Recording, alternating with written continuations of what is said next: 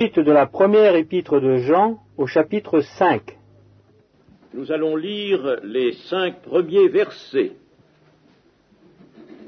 Quiconque croit que Jésus est le Christ est né de Dieu, et quiconque aime celui qui l'a engendré aime aussi celui qui est né de lui. Nous connaissons que nous aimons les enfants de Dieu lorsque nous aimons Dieu et que nous pratiquons ses commandements. Car l'amour de Dieu consiste à garder ses commandements, et ces commandements ne sont pas pénibles, parce que tout ce qui est né de Dieu triomphe du monde, et la victoire qui triomphe du monde, c'est notre foi. Qui est celui qui a triomphé du monde, sinon celui qui croit que Jésus est le Fils de Dieu? Amen. Ici, Jean revient à la base. Quiconque croit que Jésus est le Christ est né de Dieu. La naissance nouvelle naissance, naissance de Dieu. Il revient à la base, cette naissance provient de la foi en Jésus venu en chair, mais d'une foi qui est de celle dont ne parle exclusivement le Nouveau Testament, la foi du cœur, une foi qui est véritablement une force. Dans notre époque moderne, hélas, nous parlons, tout se dissout, tout tend à se dissoudre dans le cœur et dans la bouche des hommes qui ne sont pas consacrés à Dieu, n'est-ce pas? Et la foi devient quelque chose comme une adhésion simplement à une doctrine.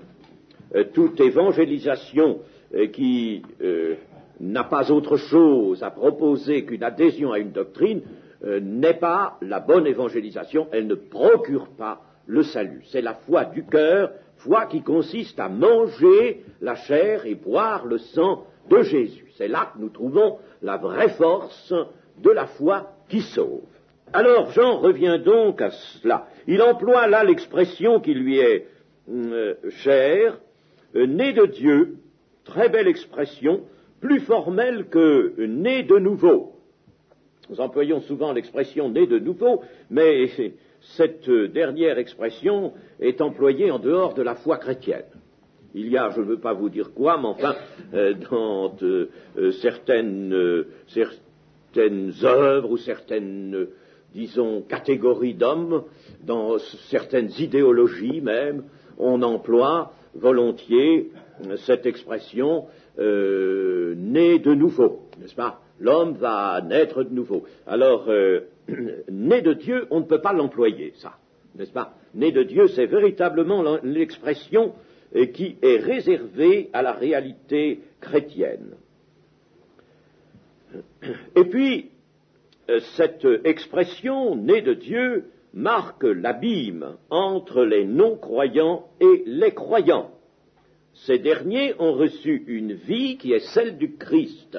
Il faudra qu'un jour, peut-être, je ne sais pas s'ils auront le temps, oui, peut-être avant la fin de cette retraite, de revoir ce problème de la différenciation entre ceux qui ont la vie et ceux qui ne l'ont pas. Dans l'Église, on tendrait, n'est-ce pas, et cela parce que souvent la foi s'éteint, le formalisme s'installe dans l'Église, et l'on tendrait souvent à laisser s'estomper, s'effacer la différence entre ceux qui ont reçu la vie de Dieu, qui sont nés de Dieu, ça c'est une réalité, n'est-ce pas? Et puis ceux qui ne sont pas nés, sous prétexte d'une espèce de fausse charité, on voudrait, n'est-ce pas, ne plus voir de différence entre les uns et les autres, si bien que les églises arrivent à être des sociétés dans lesquelles il y a un mélange, l'église multitudiniste, selon l'expression qu'on a souvent employée. Eh bien, pourtant, il est indispensable de savoir qui est né de Dieu et qui ne l'est pas. ce n'est pas pour infliger à ceux qui ne le sont pas une humiliation injustifiée, si vous voulez, n'est-ce pas? Ce n'est pas pour les écraser, ce n'est pas pour les avilir, mais il faut que la réalité se voit. Le Christ l'a très bien située, cette réalité, n'est-ce pas? Et ça, nous sommes, si nous voulons être fidèles, amenés à la faire également. Dans la seconde partie de ce verset premier, du verset premier, il est dit « Quiconque aime celui qui l'a engendré, aime aussi celui qui est né de lui. » La phrase, évidemment, paraît un petit peu difficile. D'ailleurs, il faut bien dire que les versets que nous avons lus ne sont pas des plus faciles, loin de là, des plus faciles à comprendre, tellement la concision est grande. Ceci, c'est une reprise du verset 21. Au fond, c'est une reprise du verset 21 du chapitre précédent, chapitre 4, et nous avons de lui ce commandement que celui qui aime Dieu aime aussi son frère. Là, n'est-ce pas, quiconque aime celui qui l'a engendré, donc aime Dieu, aime aussi celui qui est né de lui, donc le frère qui est né de lui. C'est une reprise sous une forme nouvelle. Celui qui l'a engendré, d'une part, et celui qui est né de Dieu, né de lui, d'autre part. Celui qui est né de lui, c'est la justification du terme frère. Le terme frère n'est pas un terme de convention, conventionnel, c'est un terme qui découle d'une réalité. Si on s'appelle frère et sœur, c'est parce qu'il y a une réalité. Autrement, n'est-ce pas, ce serait quelque chose de factice. Eh bien, la justification du terme frère est là, n'est-ce pas, dans l'expression « celui qui est né de lui ». Si je regarde quelqu'un dans l'Église, n'est-ce pas, un autre membre de l'Église, eh bien, je dois voir en lui quelqu'un qui est né de Dieu, comme moi. Et c'est pour ça qu'il est mon frère. Nous avons le même Père céleste. Et c'est à cause de l'engendrement par Dieu que le croyant aime un autre homme qui a été aussi, tout comme lui, engendré par Dieu. Il est engendré par Dieu, Jean veut souligner cela, n'est-ce pas? Si je suis engendré par Dieu, j'aime quelqu'un qui est aussi, comme moi, engendré par Dieu. Le croyant et son frère sont donc tous deux engendrés par le Père Céleste, c'est pourquoi ils ne peuvent que s'aimer. Il ne peut pas être question d'autre chose entre eux que de l'amour, n'est-ce pas? L'amour du Père. Tous deux sont unis à Jésus-Christ et à Dieu par le même lien, et tous deux participent à la vie nouvelle en Jésus-Christ. C'est là une constatation simple, n'est-ce pas? Mais c'est quelque chose qui demande à être médité. Verset 2. Nous connaissons que nous aimons les enfants de Dieu lorsque nous aimons Dieu et que nous pratiquons ses commandements. Ça ne paraît pas, mais quand on suit l'épître dans un même travail, n'est-ce pas, on s'aperçoit peut-être mieux des difficultés. En tout cas, là, il y en a une. Il y a une difficulté qui est assez grande, et personnellement, elle m'a donné pas mal de fil à retordre. C'est pas facile, n'est-ce pas, d'essayer d'expliquer un verset comme celui-là. D'abord, nous devons constater ici que Jean renverse l'ordre des facteurs. Car précédemment, il avait dit que l'amour envers Dieu entraînait l'amour envers les frères. Et en aimant les frères, nous montrons que nous aimons Dieu. Là, il nous dit que si nous aimons Dieu, par là, nous avons la preuve que nous aimons les enfants de Dieu, que nous aimons, par conséquent, les frères. Alors, voyez, l'ordre des facteurs est renversé. Précédemment, il nous a montré que si nous nous aimons les uns les autres, eh bien, et le Seigneur l'avait dit aussi, n'est-ce pas, par là nous montrons que nous sommes les disciples de Christ, par là nous montrons que nous aimons Dieu. Mais là, voici que Jean nous dit, nous connaissons, nous nous rendons compte, si vous voulez, que nous aimons les enfants de Dieu lorsque nous aimons Dieu. Voilà, n'est-ce pas, la chose renversée. Autrement dit, aimer Dieu, ça c'est la chose qui est dans notre cœur, c'est l'invisible. L'amour des frères, lui, il est plus concret, il est plus visible, il se traduit tout de même d'une façon concrète, par des contacts, par des paroles, par des attitudes, n'est-ce pas, qui sont celles de l'amour fraternel. Alors, en somme, là, il va nous dire, c'est l'invisible qui va être la preuve du visible. C'est trapu, n'est-ce pas? Et comme c'est la parole de Dieu, et que, je vous dis, la grande difficulté de la comprendre et de l'expliquer en des choses comme celle-ci, c'est la concision. Nous allons nous tirer d'affaire, bien entendu, n'est-ce pas? Mais vous voyez qu'il y a là une difficulté parce que brusquement, Jean renverse les choses. Nous connaissons, ça veut dire nous nous rendons compte que, n'est-ce pas, nous aimons les enfants de Dieu, nous aimons les autres frères, lorsque nous aimons Dieu et que nous pratiquons ses commandements. En somme, Jean établit maintenant l'amour pour les frères d'après l'amour que nous avons pour Dieu.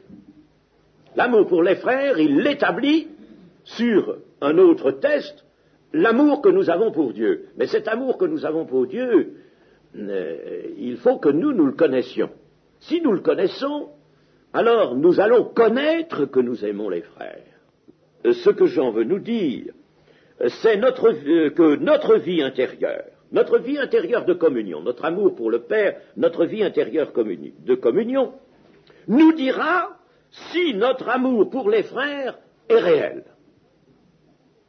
Si nous avons de l'amour pour Dieu, si nous avons une vie intérieure de communion, n'est-ce pas, un amour pour Dieu, alors là, par cet amour-là, dont nous devons, n'est-ce pas, nous rendre compte, eh bien, nous saurons que nous aimons les frères. Voyez?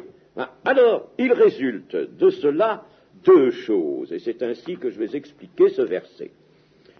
La première, nous connaissons que nous aimons les enfants de Dieu lorsque nous aimons Dieu. Lorsque nous aimons Dieu et que nous pratiquons ses commandements. C'est que Jean, ici, regarde l'amour de Dieu comme l'amour obéissance, l'amour engagement, plein engagement avec Dieu. La vie est engagée avec Dieu. Il parle de l'amour, en somme, sanctification, l'amour qui pratique les commandements. C'est un amour qui est engagé dans la sanctification, qui est une marche selon l'esprit, pour prendre une expression de Paul. Voilà quel est l'amour dont il parle ici dans ce verset 2. Il parle donc de l'amour obéissance. Je vais l'appeler d'une façon plus brève ainsi, l'amour obéissance au commandement de Dieu, à la parole de Dieu. L'amour obéissance. Voilà, il parle de celui-là, pas d'un autre. Il s'agit donc de l'amour envers Dieu qui se manifeste par une vie chrétienne effective. Ah, bon, alors, c'est en somme notre vie chrétienne effective qui va être le test de notre amour pour les frères. Vous comprenez, n'est-ce pas? L'amour dont il parle, c'est un amour qui a réalisé ce que Dieu attend, n'est-ce pas, ce que Dieu veut, la volonté de Dieu. Donc, par conséquent, c'est un amour qui nous place dans une vie chrétienne réelle, effective, une vie de sanctification, n'est-ce pas? Alors, c'est par cette vie, si nous nous rendons compte que nous avons cette vie effective, n'est-ce pas, cette vie chrétienne effective, alors nous savons que nous aimons les frères. Nous allons en déduire que nous aimons les frères. Nous n'allons pas regarder maintenant avec ce verset, non pas regarder ce que nous faisons aux frères, n'est-ce pas? Nous allons regarder quelle est notre vie. Et si vraiment, n'est-ce pas, nous nous tenons jour par jour en veillant bien sur notre voie, n'est-ce pas, par la piété qui convient, si nous nous tenons dans une vie chrétienne effective, alors nous allons en déduire, nous aimons les frères. Mais ce n'est pas fini. Si mon amour pour Dieu, donc, se traduit par une vie soumise à la volonté de Dieu. Mon amour, c'est ma soumission. C'est ça, mon amour. C'est ma soumission à la volonté de Dieu. Alors, si j'en suis conscient, si je suis conscient que je suis soumis à la volonté de Dieu, donc, alors je sais que mon amour pour les frères est réel. Parce que mon amour pour les frères, j'aurais tort d'essayer de le voir, de le jauger, par des petites observations, ce que j'ai fait pour un frère, ce que je lui ai dit, le bien que j'ai pu lui procurer. J'aurais tort. Jean me dit, n'est-ce pas, si ta vie est soumise à la volonté de Dieu, tu en déduis que tu aimes tes frères. Ton amour pour les frères est réel. Il est réel. Il est authentique. Il sera un amour selon Dieu, un amour de la nature de Dieu, parce que tu ne pourras pas faire autrement. Et c'est là que nous voyons, ça rejoint ce que Jean a dit avant. Bien qu'il ait inversé l'ordre des facteurs, ça rejoint ce qu'il a dit avant. Mais c'est assez subtil, vous savez, n'est-ce pas? Et quand on lit, n'est-ce pas, son évangile comme ça, 3-4 chapitres par jour, n'est-ce pas, je ne sais pas comment on peut faire pour pénétrer vraiment la richesse qu'il y a dans ces textes-là. Deuxièmement, j'ai dit qu'il y avait deux choses. Alors donc, n'est-ce pas, nous allons dire que notre amour pour les frères est réel, si notre vie est une vie de soumission à la volonté de Dieu. Bon, deuxième chose, l'amour envers les frères ne sera pas une chose donc qui proviendra de l'homme. Ce n'est pas un amour qui naîtra des sentiments propres à l'homme. C'est un amour qui devra être fondé sur l'amour envers Dieu. Il est fondé uniquement sur l'amour envers Dieu. Il n'y a que l'amour envers Dieu qui fonde véritablement l'amour envers les frères.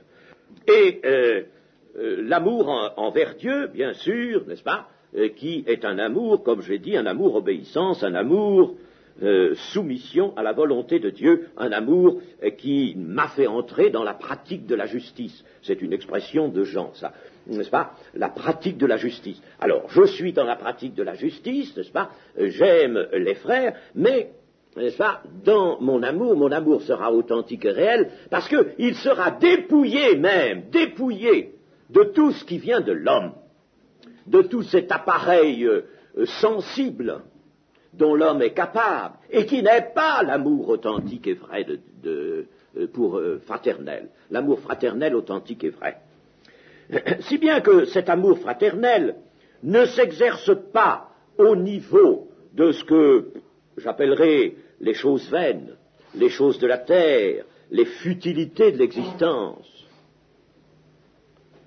L'amour fraternel ne s'exerce pas à ce niveau-là. Ce n'est pas ça, l'amour fraternel. Je ne dis pas que si, par exemple, je fais quelque chose en commun avec un frère, c'est nécessairement mal, n'est-ce pas? Je ne dis pas ça. Mais je dis, je ne peux pas appeler ça l'amour fraternel. Parce que ça, je pourrais le faire avec un païen aussi. Je pourrais très bien, n'est-ce pas, m'entendre avec un païen pour aller faire un travail quelconque, une expédition quelconque, n'est-ce pas? C'est pas ça l'amour fraternel, voilà ce que Jean, n'est-ce pas, veut nous dire, qui se déduit de son verset ici. C'est pas ça qu'il faut appeler l'amour fraternel. Nous avons vite fait, n'est-ce pas, de faire dévier les notions. Il s'agit de notions purement spirituelles ici. Cet amour fraternel, l'amour envers mes frères, c'est aussi une œuvre de justice. Alors si je me tiens, moi, dans la pratique de la justice, je fais des œuvres justes, les œuvres justes des saints, je les fais, et dans les œuvres justes des saints, il y a l'amour fraternel. Il est là, il est placé là, il est à ce niveau-là. Il y a l'amour fraternel dans mes œuvres de justice, n'est-ce pas? L'amour fraternel va donc être cet amour qui recherche le bien des frères de la même manière que Dieu cherche le bien de ses enfants. Voyez-vous? De la même manière que Dieu cherche le bien de ses enfants. C'est-à-dire en les aidant à vivre de la vie nouvelle. L'amour fraternel ne consistera donc pas à se dépenser pour les frères en actions inutiles, même en une foule de petits services qu'on peut leur rendre, n'est-ce pas, en invitation par exemple, ne consistera pas à satisfaire tous les désirs des autres. Ben, mes frères peuvent avoir des désirs qui me me mobiliserait inutilement, n'est-ce pas, et que je n'ai pas, c'est pas ça, c'est pas l'amour fraternel qui va me dire, n'est-ce pas, il faut que tu fasses leur 1001 volontés, n'est-ce pas, c'est pas ça du tout, c'est pas ça l'amour fraternel. L'amour fraternel va œuvrer pour leur croissance et pour leur édification, ce que le reste du Nouveau Testament nous montre, n'est-ce pas, que nous ayons entre nous des paroles qui nous édifient les uns les autres, c'est les paroles d'édification. Et si moi-même, je suis soumis à la volonté de Dieu, mais je suis pour mes frères un exemple, je mets le jeu impersonnel, n'est-ce pas, Bon, si je suis soumis, n'est-ce pas, à la volonté de Dieu, n'est-ce pas, si vraiment je pratique la justice, mais je suis pour mes frères un exemple, je suis un témoignage vivant, j'ai l'amour fraternel nécessairement, n'est-ce pas, voyez-vous, et si je vis mal, et si je les choque, et si j'offense leur foi, si j'offense par exemple, comme on le voit dans les épîtres de Paul, la foi du jeune frère, n'est-ce pas, qui vient de naître de Dieu, n'est-ce pas, qui est encore sensible à toutes sortes de choses, n'est-ce pas, je risque de le faire chuter, n'est-ce pas, je risque d'être pour lui un achoppement, une cause d'achoppement, n'est-ce pas, eh bien à ce moment-là je n'aime pas le frère, même si je lui fais toutes sortes de grâces et de gentillesses. Je n'aime pas le frère. En résumé, pour ce verset, n'est-ce pas, le verset 2, je vais résumer parce qu'il est excessivement important et il n'est pas facile, bien sûr, n'est-ce pas, à comprendre d'emblée, du premier coup. Si je me place dans l'obéissance à Dieu par la force de l'amour, si je suis dans l'obéissance à Dieu, c'est par la puissance de l'amour, agissant en moi, l'amour de Dieu. Bon. Alors, si je me place dans l'obéissance à Dieu, j'aurai la preuve que j'aime mes frères. Je leur serai utile. Ils trouveront en ma vie un exemple, une stimulation à aimer Dieu eux aussi dans l'obéissance. Donc, je vais contribuer à leur salut. Je vais les aider à leur salut. Si je fais tout le contraire, je les fais achopper sur la voie du salut. Chers amis, on l'a dit de toutes les manières, notre vie, oh, que de responsabilités dans nos mouvements d'humeur, dans notre manière d'être, de parler avec les autres, tout ça. Si notre vie manifeste l'amour pour Dieu, la soumission à la volonté de Dieu, elle est une stimulation pour les autres. Jésus était une stimulation, de Jésus venait une stimulation. Un jour, les apôtres l'ont entendu prier un peu. En général, ils priaient à l'écart. L'ont vu prier, l'ont entendu un peu prier. Ah, apprends-nous, Seigneur, à prier. Pourtant, ils étaient des Juifs, ils avaient prié, ils savaient ce que c'était que la prière. Apprends-nous à prier. Ça, je voulais dire, apprends-nous à prier comme tu pries, toi. Et alors, ça a été le Notre Père. Le verset 2, donc, nous enjoint de contrôler l'origine de nos relations fraternelles. Ces relations seront celles du véritable amour fraternel de source divine si notre propre vie est celle de l'amour appliqué à la justice, à la pratique de la justice. Mais si nos relations fraternelles sont essentiellement humaines, faites de sympathie, faites du plaisir de se rencontrer, de manger ensemble, n'est-ce pas? Elles ne sont pas l'amour fraternel authentique. Je ne dis pas pour autant qu'il n'est peut-être pas bon que nous mangions ensemble, n'est-ce pas? C'est pas ce que je veux dire. Mais si ce n'est fait que de ça, si c'est là que nous disons j'aime mon frère, nous nous trompons. Et nous nous tromperons lourdement et terriblement si, en même temps, nous ne sommes pas, nous, consacrés à Dieu dans une soumission dans la pratique de la justice. Mais Jean nous dit, voyons, quel est ton amour pour Dieu d'abord? Regarde ton amour pour Dieu. Tu pratiques la justice, tu es soumis à la volonté de Dieu. Bon, eh bien, tu peux en inférer que tu aimes tes frères. Et alors à ce moment-là, tu peux regarder, en effet, tu seras utile à tes frères, tu vas être un exemple à tes frères. Et chers amis, je vais entrer un petit peu là, n'est-ce pas, dans la pratique, et vous dire ceci, il y a des aveux nécessaires, n'est-ce pas? C'est que je vais évidemment dans beaucoup de familles. D'abord, quand je vais dans des assemblées, il arrive souvent, n'est-ce pas, que je doive répondre à des invitations de frères et de sœurs. C'est le pasteur qui a arrangé ça. Bon, alors on va, c'est pas mauvais, notez, parce qu'on fait connaissance de frères et de sœurs, et puis on y va. Bien sûr, si on va déjeuner chez eux, par exemple, n'est-ce pas, déjeuner ou dîner, eh bien, c'est pour se retrouver entre frères et sœurs. Et c'est bien entendu, n'est-ce pas, pour parler de choses qui édifient. Eh bien, il y a des maisons où l'on ne peut pas parler de choses qui édifient, n'est-ce pas? Des maisons où la conversation tombe, se traîne sur toutes sortes de choses terrestres, vaines, inutiles. Si les relations fraternelles sont cela, si on se voit ensemble pour s'amuser, pour rire, pour faire un bon festin à l'occasion, en même temps, n'est-ce pas, mais que l'on soit là, n'est-ce pas, en quelque sorte en marge de la vie de sanctification, de la vie chrétienne. Eh bien, chers amis, nous ne pouvons pas dire que nous pratiquons l'amour fraternel entre nous. C'est pas vrai. C'est pas vrai. Nous pratiquons des relations humaines, agréables.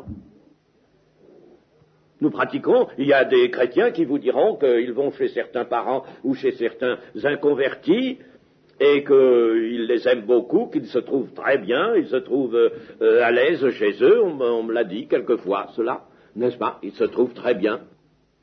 Moi, je n'y vais pas.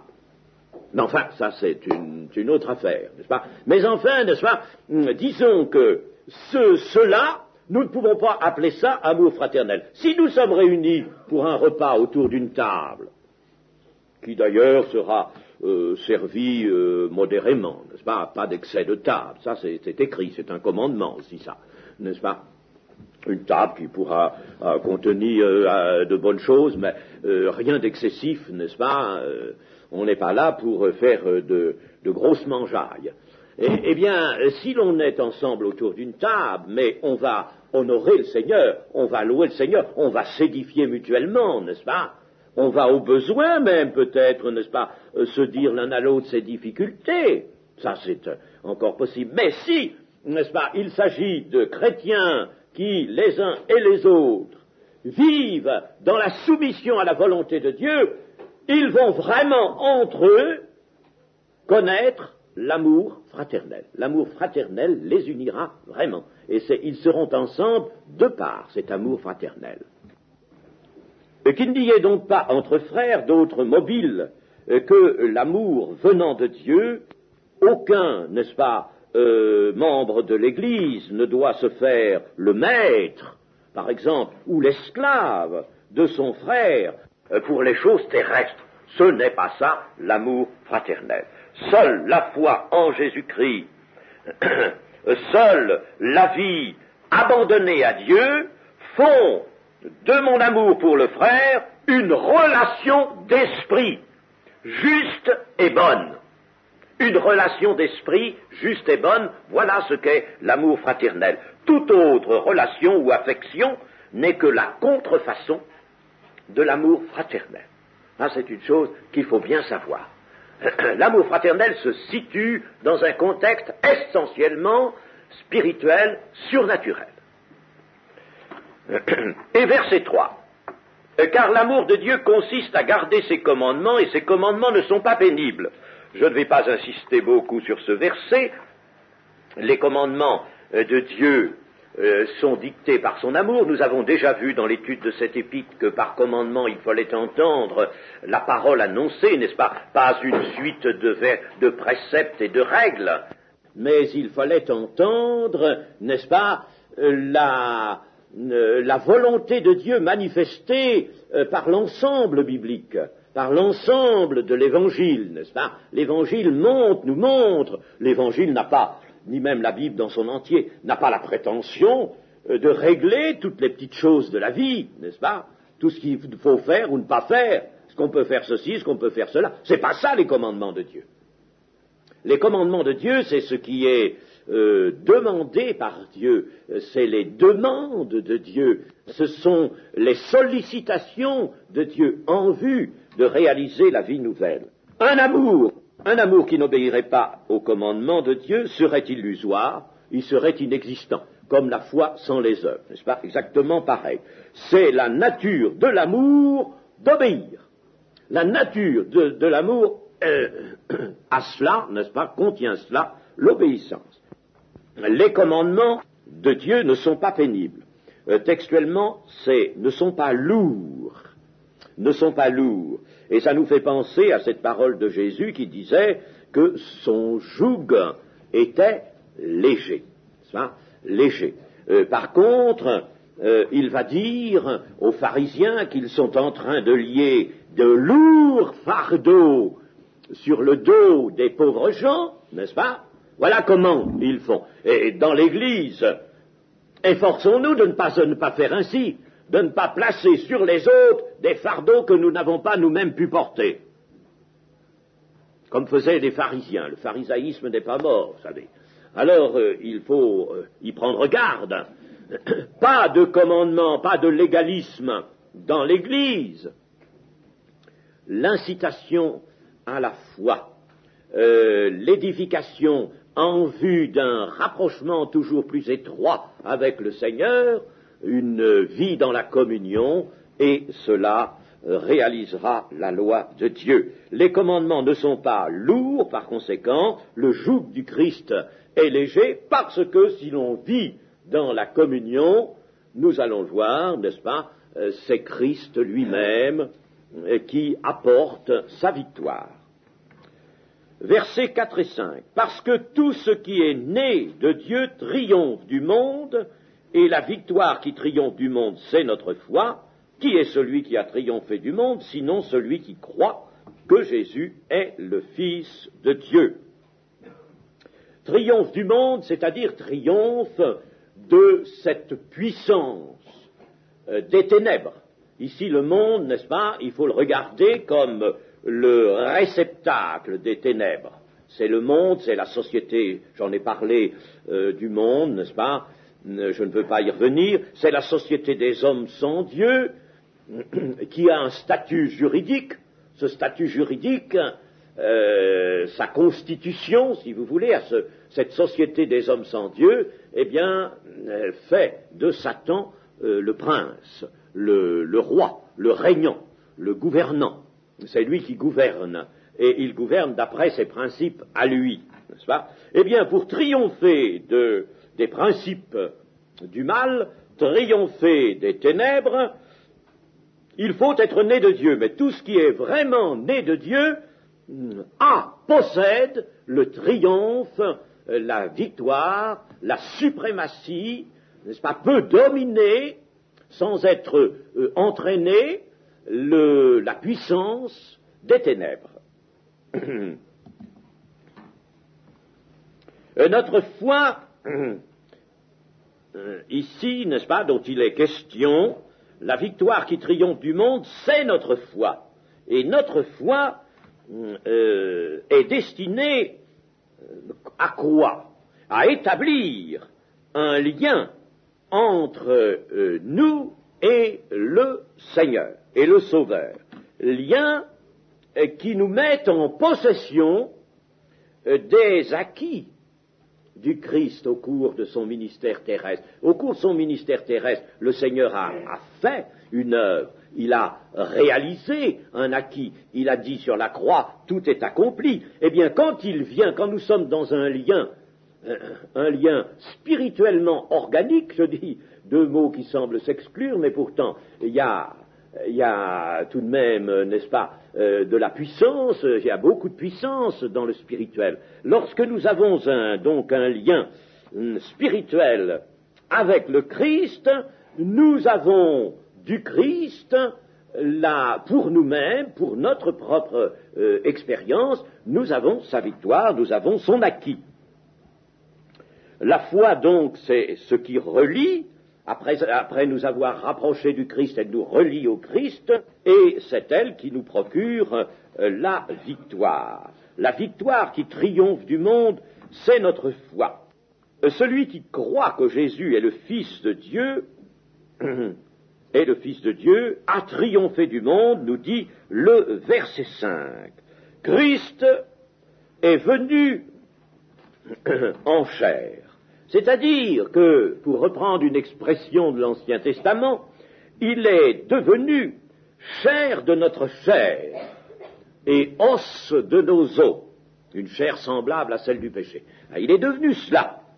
Il a pris donc la lutte de la chair, de l'humanité, il a pris cette lutte à son compte, en opposant l'obéissance absolue, c'est-à-dire la sainteté, si vous voulez, aux assauts du malin, et en mourant pour engloutir non seulement le péché, mais la condamnation que valait le péché, et en ressuscitant pour qu'il y ait un échappement à la mort, bien sûr, vers une vie nouvelle.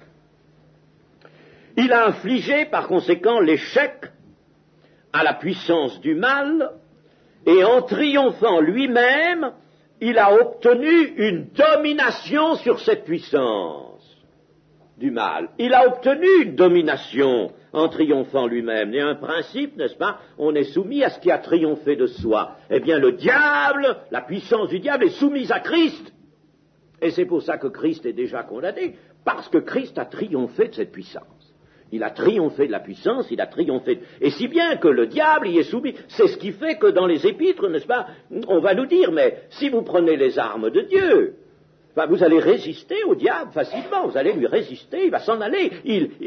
Vous avez avec vous, n'est-ce pas, le principe actif d'un triomphe, d'une victoire sur lui, de triompher sur lui, n'est-ce pas? C'est plus lui qui triomphe sur vous. Quand on n'est pas converti, n'est-ce pas, le diable utilise son triomphe sur l'homme. Il a obtenu, n'est-ce pas, soumission de l'homme, et bien entendu, l'homme s'est soumis à lui, il a triomphé de l'homme. Mais là, Christ a triomphé de sa puissance et de lui-même. Il a donc obtenu une domination. Et notre foi nous unit à Christ. Elle nous unit donc à toute son œuvre. Nous unit pas à un Christ qui viendrait séparé de son œuvre. Mais non, si Christ est en nous, Christ est là avec son œuvre, avec son acquis. Par conséquent, notre foi qui nous unit à Christ, nous unit à toute son œuvre, elle nous unit à la vie triomphante, à sa victoire. J'ai rappelé hier, j'ai vaincu le monde, prenez courage, j'ai vaincu le monde, c'est-à-dire la puissance qui est dans le monde. Entre cette victoire de Christ et nous, il y a une solidarité qui existe du fait de la communion. Vous voyez comme la communion est au centre de la vie chrétienne et de sa réussite et de son succès. Il y a donc, n'est-ce pas, une solidarité entre la victoire du Christ et nous. Une solidarité par le lien que nous avons avec Christ. La victoire du Christ s'implante en nous par la présence même du Christ. Or, ce triomphe est la condition de la vie nouvelle. Il ne peut pas y avoir de vie nouvelle, ici il est question d'être né de Dieu, n'est-ce pas, celui qui est né de Dieu triomphe du monde, il ne peut pas y avoir de vie nouvelle sans ce triomphe. On n'est pas dans la vie nouvelle si l'on n'a pas ce triomphe. La grâce donc est donnée pour un triomphe assuré d'avance. Et non pas un triomphe que nous aurions, nous, chacun, pour notre compte, à refaire, à réobtenir. Nous ne pourrions pas, chers amis. Nous en serions incapables.